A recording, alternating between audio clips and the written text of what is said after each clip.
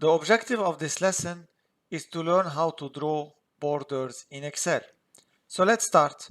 So the first thing you should do before you draw borders is go to Home, and then here in this tab, you click here, you go down, you have two things. You have the line color, so I selected red here, and then you have the line style. So for example, I can select this.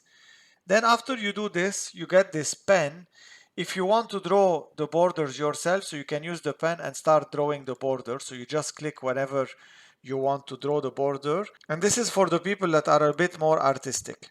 Now, after you just select the line and you select the line style, you just go outside and then you press escape. So now we have set the line and the line style. Next, we select the cells that we want to draw a border for, and then we click on this and we can choose from all these options here. So you have a bottom border, a top, left, right border. Here when you want to remove borders, you use no borders. Then you have all borders, which means it will have borders everywhere. This is for outside, thick, double bottom, etc. So you can try them all.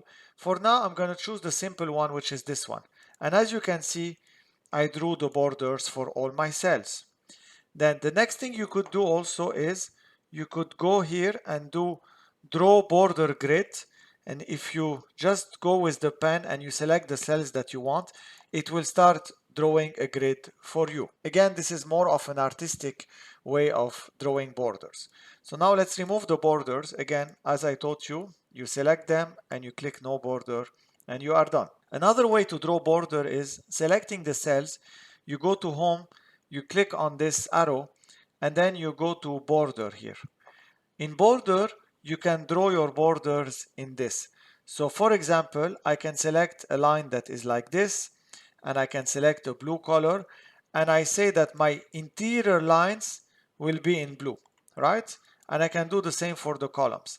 Then I can select another line, and then I can select, for example, the other blue, and I'm gonna say that my edges are gonna be in this blue. And then you say okay, and you will get your borders.